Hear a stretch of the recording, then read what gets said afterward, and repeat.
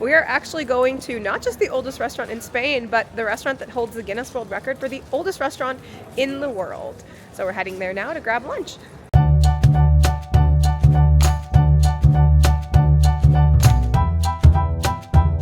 Hello from Adventure, Iowa. We are going to have lunch right now in Madrid at the oldest restaurant in the world.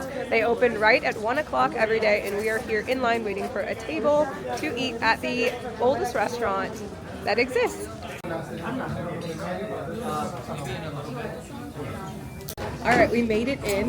We are here at the oldest restaurant in the world. They're actually celebrating their 300th anniversary this year in 2025. They originally started in 1725. So let's take a look at the menu.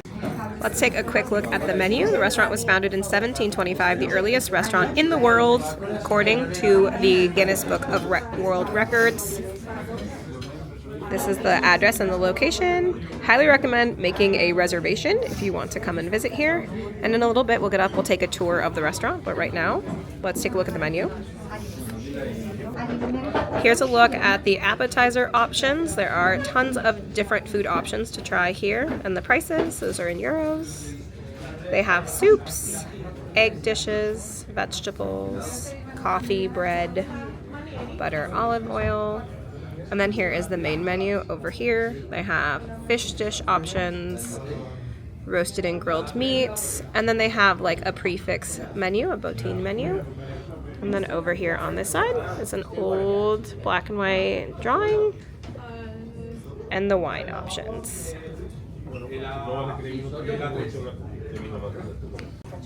So the menu actually folds open and gives you a whole bunch of history that we're going to take a look at. Incredible. It tells you all about where it's located. There's a map drawn here and an old picture of Spain.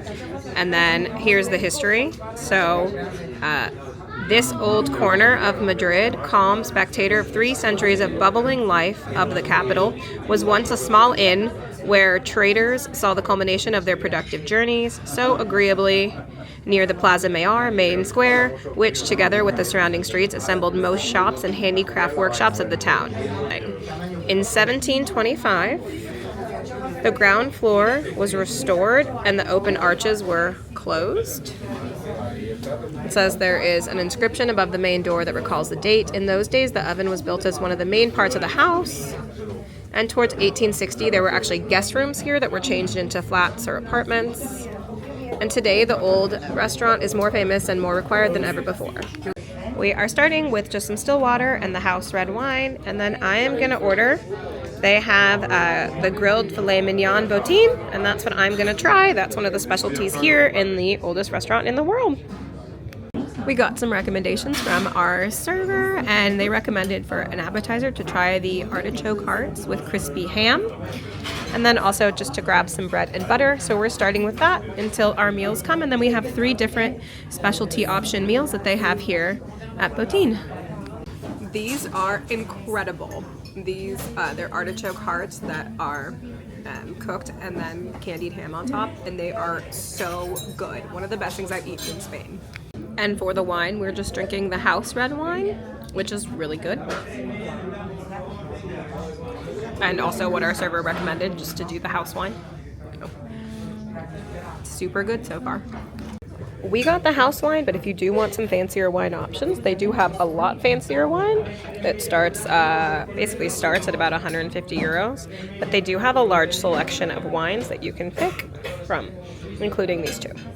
And they do also have some less expensive options too here, but so there is a whole wine list. We just picked the house wine, but there is a whole wine list to look through. And 2 of the most popular dishes, which we did order at this table, are the roast suckling pig and the lamb, both of which we are trying when they arrive. And one other thing I want to talk about here that has to do with the history of this restaurant is that the menu is actually very similar to the original menu. Some things have been added, I believe, over the years, but a lot of things are the same food that people were ordering and enjoying 300 years ago when this restaurant opened in 1725. So here, what they do that's so interesting is they actually take the food out of the pan it has been cooked in, and they move it onto your plate so it's really hot when you're served it, and then they take whatever sauce that you're going to be eating it with, and they put it over your meal before they serve it to you. That's our server Lolo. He's great. So my mom ordered one of their main specialty dishes here is actually the suckling pig dish, and that comes with 2 pretty large potatoes on the side. And then my sister ordered the suckling lamb, baby lamb dish, which is also another one of their specialties here. And my food has almost arrived.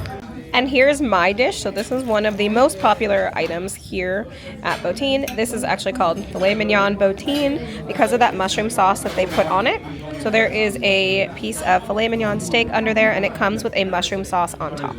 So while we're waiting for our food to arrive, let's talk a little bit about the history of this restaurant. So it opened in 1725 with Jean Botin and his wife, and they renovated the ground floor of a building that had previously been an arcade.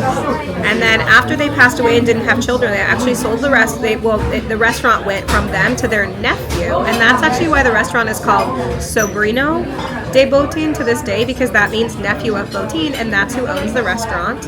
And then in the 20th century, it was taken over by another family that still runs the restaurant to this day. It is the oldest restaurant in the Guinness World Book of Records since 1725, so their 300-year anniversary is this year.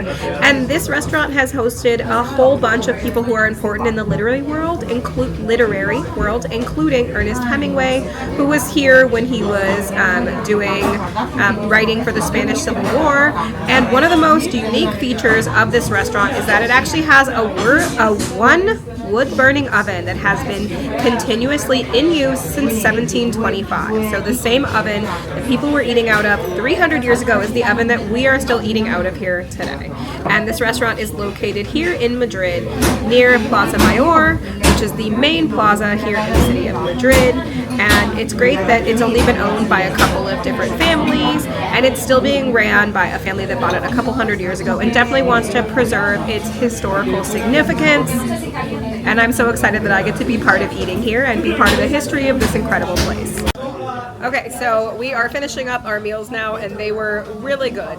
We each tried each other's food, and I will say that I understand why the most popular dish is the suckling pig. It actually comes with like a crunchy skin on the outside, and it is really good. It actually kind of has a texture to sort of like dark meat. It's a little bit greasy for suckling pig, but our table really enjoyed that. I personally thought that the filet mignon Botin was incredible. It comes with a mushroom sauce. It has so much flavor and is delicious, and the lamb was really good too. So there's really no wrong choices here in this restaurant. It's definitely a place that you should try if you happen to be in Madrid. Make a reservation if you can, because they do take reservations and they book out months in advance. But if you can manage to come here and try this restaurant, I highly recommend doing that at least once in your life.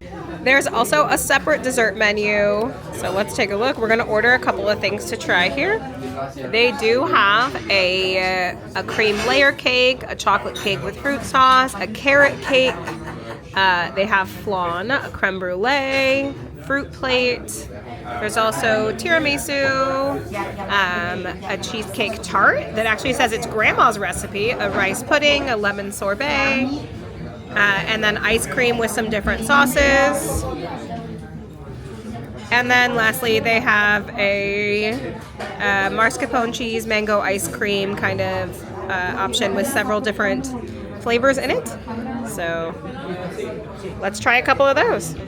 Our main courses were so good, but we definitely saved room for dessert. So I am trying the chocolate cake that comes with a fruit sauce, and then my sister is trying the tiramisu, which is beautiful.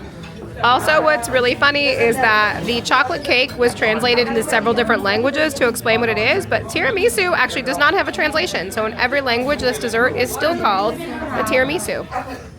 And it is beautiful. And we'll let you know what we think of how they taste in just a second, though I can already tell you that if these desserts are even half as good as the main courses were, then they're going to be incredible.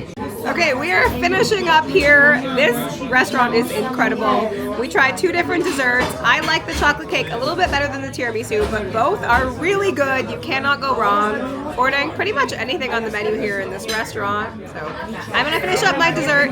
Thank you guys so much for watching. If you're not already, make sure to like and subscribe here at our page, Adventure Isle, for lots more traveling the world content, because we've traveled a lot in the past and we have a lot more travel planned in the future.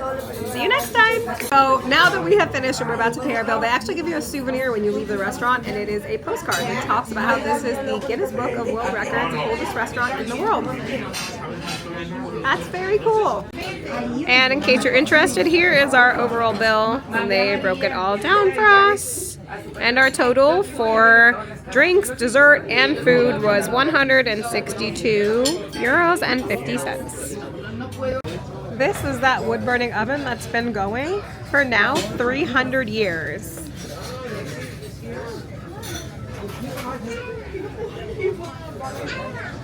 Absolutely incredible.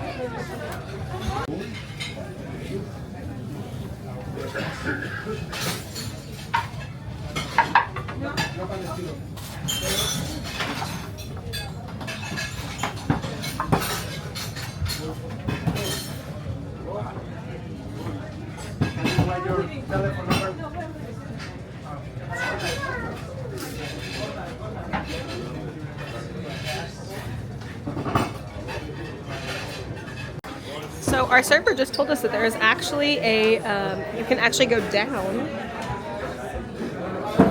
and see where the oven is and the oldest part of this restaurant. So let's go down there and check it out. Wow. So we're heading down into the cellar of the building. Oh, and you can eat down here.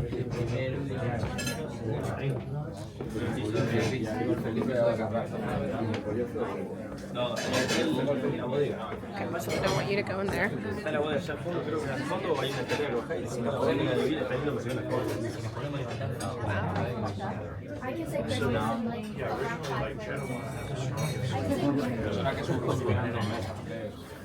Cool.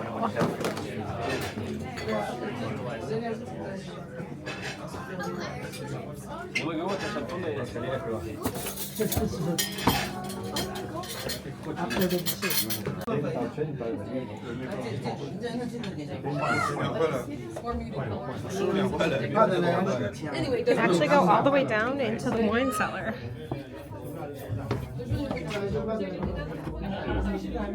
Oh, wow.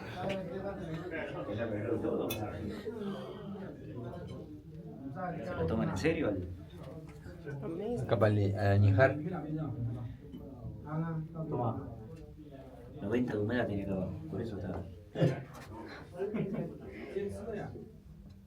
So there's the main level that we were on, and then you can go down a floor down here to where there's more eating areas, and then you can go down even a few more stairs down here into the wine cellar. Wow. There's definitely a lot of history here in this building.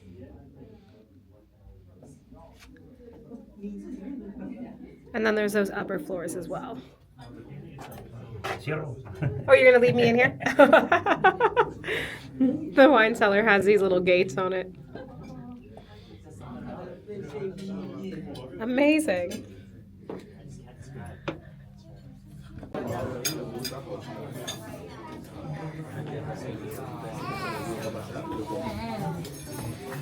So this is the cellar.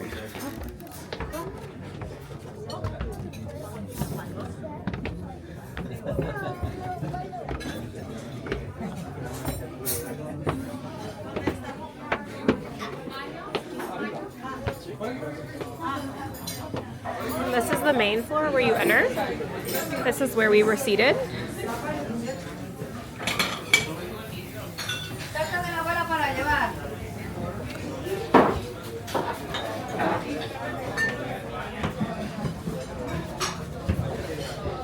And then there's several more floors upstairs. Let's go check those out.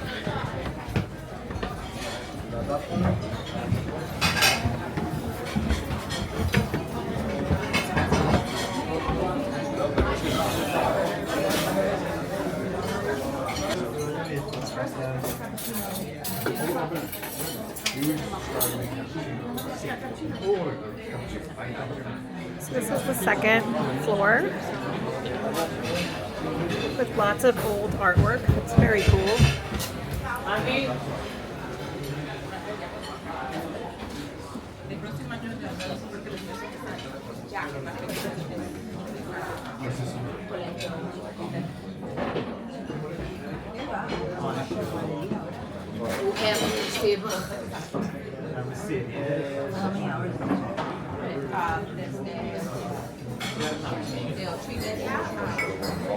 There's actually a third floor. Well, really a fourth floor if you count the cellar. There is another area upstairs.